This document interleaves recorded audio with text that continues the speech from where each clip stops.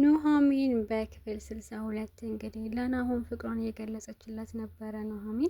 ናሆም እንግዲህ ከዚህ በፊት ኑሐሚን ያደረገችውን ነገር በሙሉ እያስታወሰ ነበረ። ሰላም ሰላም ውድ ቤተሰቦች እንደምን አላችሁ? ኑሐሚን በክፍል 63 ይዤላችሁ መጥቻለሁ።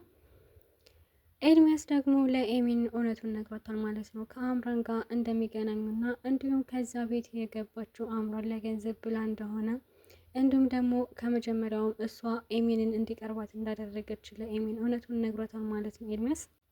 ኤሚንም ዛሬ የምነግርሽ ከባድ ነገር አለ፣ ስለዚህ በቀጥታ እንድትሰሚኝ እፈልጋለሁ ሲላትኝ ኤርሚያስ ማለት ነው። ምንድን ነው ንገረኝ ስትለው፣ ቆይ አንቺ ለምንድን ነው ከድርጅቱ አክሲዮን እንዳለሽ ያልነገርሽኝ ሲላትኝ፣ እንዴ ይህን ደግሞ አንተ እንዴት አወቅ? አምራን ነግራኝ ነው። አሁንም ድረስ ከአምራን ጋር ትገናኛላችሁ ማለት ነው? አዎ እንገናኛለን። ከመጀመሪያውም ወደ አንቺ የላከችኝ እሷ ናት። ማለትም እኔ አንቺን፣ እሷ ደግሞ ናሆምን አጥምደን የቤታችሁን ንብረት በሙሉ ለመውሰድ ነበረ የተነጋገር ነው። እንዴ እና አንተ እሺ አልካትኝ? አዎ እሺ አልኳትኝ። በእርግጥ አልዋሽሽም፣ ግን በኋላ ከአንቺ ጋር ከተለማመድን በኋላ ከአንቺ ፍቅር ያዘኝ። ከዛም በኋላ ግን አንቺ እንዳትጎዳሽ ብዬ ነው ሳገኛት የነበረው። ምክንያቱም ስለ አንቺ የምታወራውን በሙሉ በቅርበት እንድሰማው ብዬ ነው እንጂ ለሌላ አይደለም ብሎ ኤርሚያስ እንግዲህ የነገራት ነበረ። አምራንም ማለት እናንተ ሁለታችሁ የዛን ቤት ንብረት ለመውሰድ ነው የገባችሁት ማለት ነው? ኤርሚያስም አዎ፣ ግን አንድ ነገር ልጠይቅሽ፣ ለምንድን ነው አባትሽ አክሲዮን እንዳይገዛልሽ ያልነገርሽኝ ሲላት፣ ምን አሁንም ይሄንስ እንዴት አወቅ? አምራን ስላንቺ ብዙ ነገር ታውቃለች። ከኔ ይልቅ አምራን ስላንቺ በጣም ብዙ ነገሮችን ታውቃለች። እና ደግሞ እናትና አባትሽ የሚያወሩትን ነገር ተደብቃ ትሰማለች። ለዛ ነው የቤታችሁን በሚስጥር ሙሉ ለእኔ የምትነግረኝ ብሎ እንግዲህ ለኤሚን ነግሯታል። እኔ ምልሽ ግን ለምንድን ነው አክሲዮን እንደተገዛልሽ ያልነገርሽኝ ሲላት፣ እንዲህ ደግሞ ለምን ላንተ መናገር አስፈለገ? ቆይ ለምን እንደነገርሽ? ሲቀጥል ደግሞ ለምንድን ነው በአባትሽ ስም ያደረግሽው? ማለት እኔን ምክትል ብታደርጊ ምን ይመስልሻል ሲላት፣ ነው ወይስ እኔን ማታምኝም? ቆይ አንተ የኔ አክሲዮን ምን ያደርግልሃን ሲጀመር? ወይ ለምን አክሲዮንሽ እናሸጪውም እያላት ነበር ኤርሚያስ ማለት ነው። ኤርሚያስ እንግዲህ የኤሚንን ገንዘብ ምጭ አድርጎ የመብላት ሀሳብ ነው ያለው ማለት ነው። ኤሚንም እንግዲህ በመደንገጥ እኔ ለምንድን ነው አክሲዮንን የሚሸጠው ስትለው፣ ቆይ ከኔ ጋር ወደፊት ተጋብተን አብረን መኖር ልጆች ወልደን እንደዛ ነገር አታስብም እንዴ ስላት፣ እና በእኔ ገንዘብ ነው እንዴ ልጆች ወልደን የምንኖረው እያለችው ነበረ።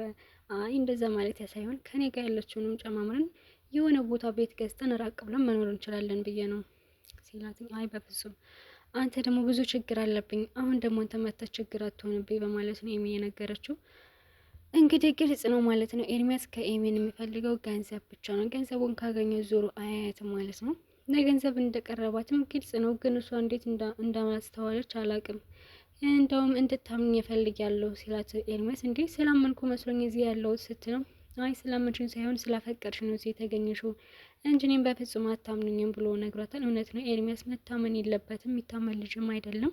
ኤሚን እንግዲህ በጣም ግራ ገብቷት ትገኛለች። ቆይ እንግዳ ነው ተብሎ የመጣው ልጅ ወንድም የሆነው ተገኘ። ቆይ ምን አይነት ጉድ ነው? እማዬ ግን ባባዬ ላይ እንዴት እንደዚህ አይነት ግፍ ትሰራበታለች? እያለ እንግዲህ ወይዘሮ ዝናሽን እያዋራቻት ነበር። ደግሞ ከሳሎኑ ተቀምጣ ስትመጣ፣ ቆይ አንቺ ምን ሆነሽ ነው?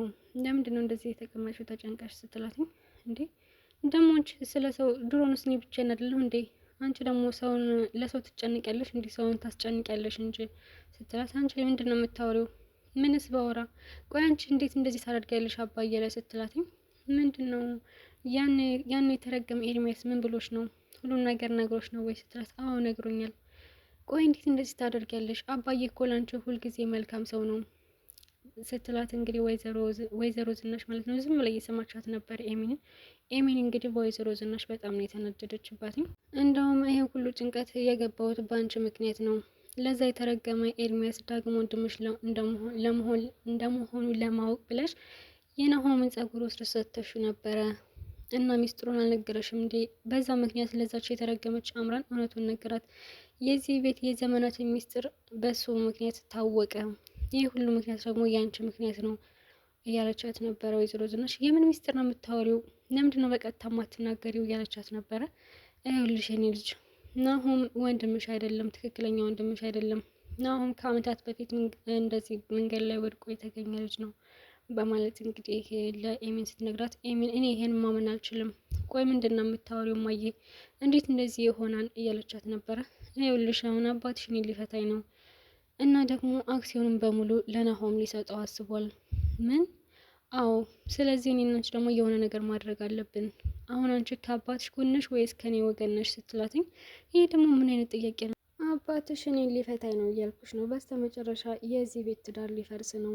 ስለዚህ አንቺ ደግሞ አክሲዮን በሙሉ ለናሆም እንዲሰጥ አትፈልጊም አይደል? ስለዚህ እኔ እና አንቺ ዝም ማለት የለብንም ብላ ለኤሚን እየነገረቻት ነበረ። እኔ ግን እንደሚመስለኝ ናሆም የወይዘሮ ዝናሽ ልጅ ሳይሆን የአቶ ለይኩን ልጅ ብቻ ይመስለኛል። ምክንያቱም እንዴት አቶ ለይኩን ሁሉንም ድርሻውን ለናሆም ሊሰጠው ወሰነ? እንዲሁም ደግሞ እያሰበ ያለው ነገር አሁን ሁሉንም ድርሻውን ለናሆም ሰጥቶ እሱ ደግሞ እጁን ለፖሊስ ለመስጠት ያሰበ ነው የሚመስለው። ምክንያቱም ከዚህ በፊት ዳግምን በአክሲዮን መካስ አለብኝ ብሎ አስቦ ነበረ። አሁን ግን ድጋሚ አስቦበት ሁሉንም አክሲዮን ለናሆም ሰጥቶ እሱ ደግሞ ወደ እስር ቤት ሊገባ እየወሰነ ይመስላል። ወይዘሮ ዝናሽንም እፈታሻለሁ፣ ከእንግዲህ በኋላ ከአንቺ ጋር መኖር አልፈልግም ብሎ ነው የነገራት ማለት ነው። ወይዘሮ ዝናሽን በጣም አዝናለች። እንዲሁም ደግሞ ለአምራን ሄዳ እየነገረቻት ነበረ። አምራን በስተመጨረሻ በአንቺ ምክንያት ትዳሬ ሊፈርስ ነው ስትላት፣ በእኔ ምክንያት ሳይሆን እራስሽ በሰራሽው ክፋትና ወጥመድ ነው። አምራን በስተመጨረሻ በአንቺ ምክንያት ትዳሬ ሊፈርስ ነው ስትላት፣ በእኔ ምክንያት ሳይሆን እራስሽ በሰራሽው ክፋትና ወጥመድ ነው። አምራን በስተመጨረሻ በአንቺ ምክንያት ትዳሬ ሊፈርስ ነው ስትላት፣ በእኔ ምክንያት ሳይሆን እራስሽ በሰራሽው ክፋትና ወጥመድ ነው። ወይዘሮ ዝናሽም ለአምራን እንግዲህ ለይኩን ድርሻውን በሙሉ ለናሆም ሊሰጠው አስቧል። እና ደግሞ ከኔ ወደ ናሆም ብታዞሪ ነው የሚሻልሽ ፊትሽን እያለቻት ነበረ። እንዴ ስታስቢ ተልካሻ ወሬሽን ማመን ነው የሚመስልሽ? እውነቴን ነው፣ ማመን አለማመን የራስሽ ፈንታ ነው። ለይኩን በአሁኑ ሰዓት በጣም ተስፋ ቆርጧል። እኔንም ሊፈታኝ ነው እና ደግሞ ያሰበው ድርሻውን በሙሉ ለናሆም ሰጥቶ ወደ እስር ቤት መግባት ነው መሰለኝ ያሰበው። ምን? እንዴት እንደዚህ ይሆናል? እውነትሽን አቶ ለይኩን እንደዛ ሊያደርግ ነው? እንደዛ ከሆነ እኮ ታዲያ ምን ችግር አለው? እኛ ጋር ቪዲዮ ስላለ በዛ ቪዲዮ አስፈራርተን የእሱን አክሲዮን እኛ መውሰድ እንችላለን እያለች ነበረ። ምን? አይ በፍጹም እንደዛ የሚያደርግ አይመስለኝም። እጁ ለፖሊስ ሊሰጥ አስቧል። ምክንያቱም በቪዲዮ ቢያስፈራሩትም አንድ የእሱ እስር ቤት መግባት ከፈለገ ምንም አያመጡም ማለት ነው። ከሁሉም ነገር እስር ቤት መግባት ይሻለኛል።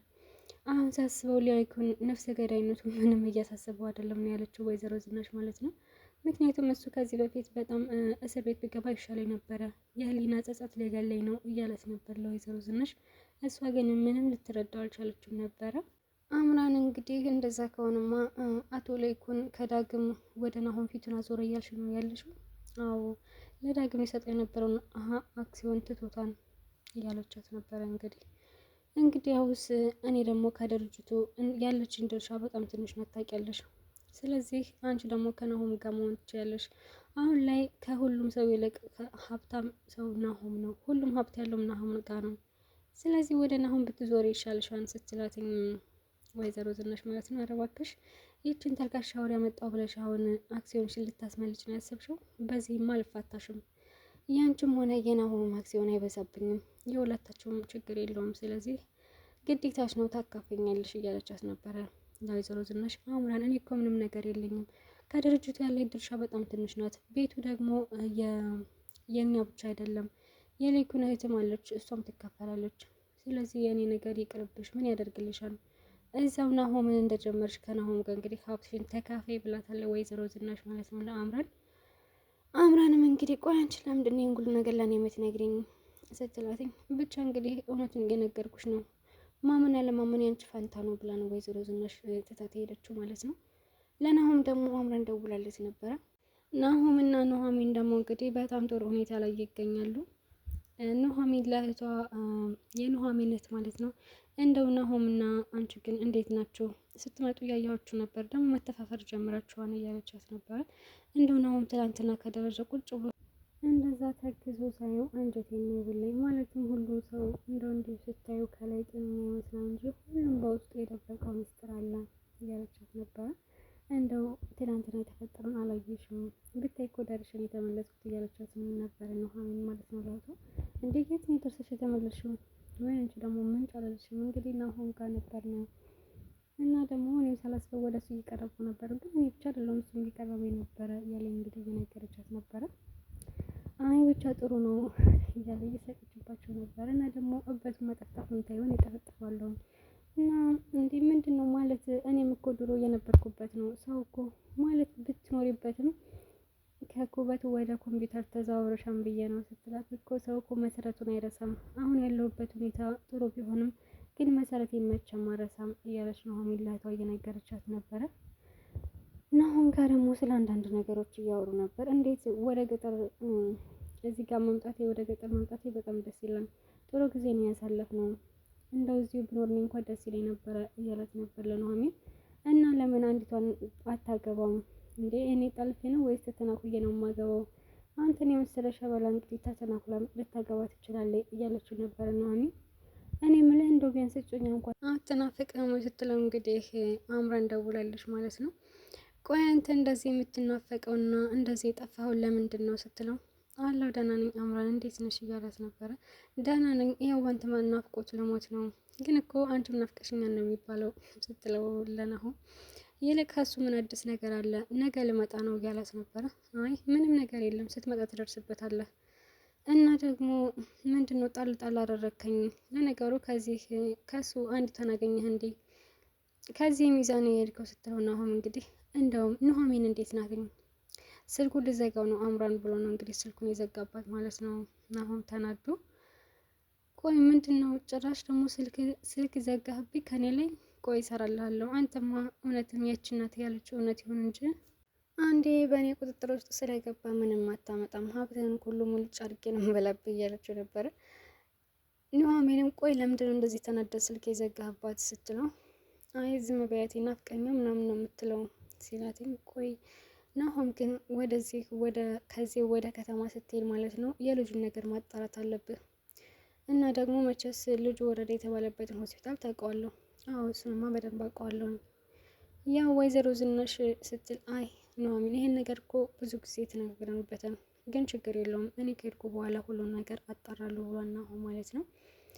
እንግዲህ ናሆም ካጣራ በኋላ ሁለተኛ ነው የእሷን ፊት ድጋሚ አላየውም።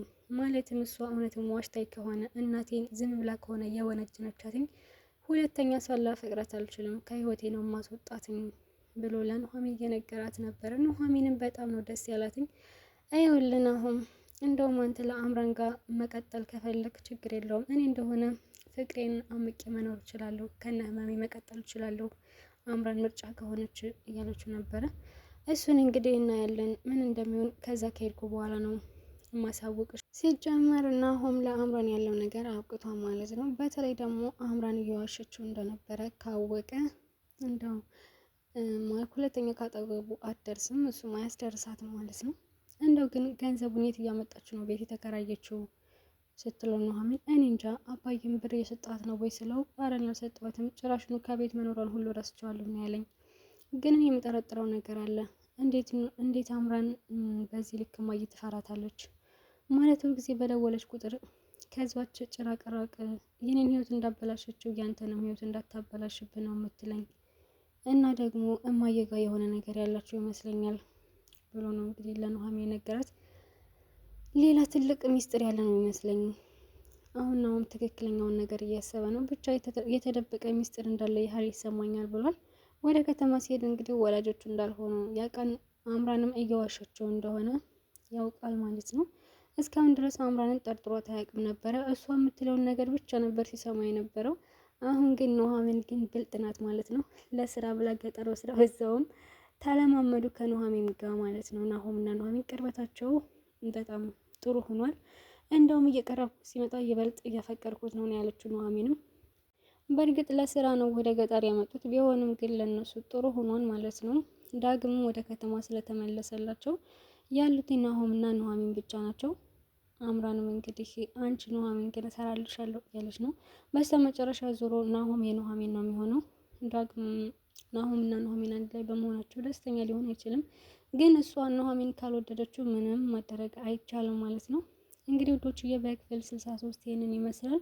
በክፍል 64 እስከምንገናኝ ድረስ ቸር ሰንብቱ።